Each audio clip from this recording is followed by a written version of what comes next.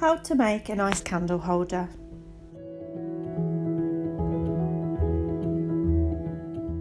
You must have an adult with you at all times to do this. You will need a plastic container, a jug of water, a jar and some decoration. I have used some orange and some leaves. First you will need to pour some water into the plastic container. You do not want to fill it too high, otherwise you will spill it. Now place the jar into the container. Watch it float about. Now add your decoration.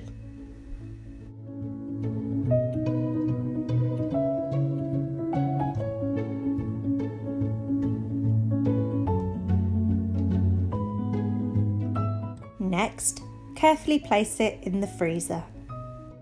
What will happen to the water in the freezer? That's right, it will freeze. Leave it in the freezer overnight.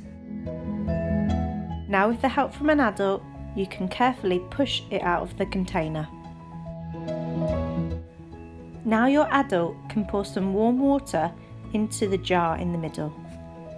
What do you think the warm water will do to the ice? That's right, it will start to melt it. Once the warm water has melted some of the ice around the jar, you can easily remove the jar from the ice. Now an adult can add a tea light to the ice.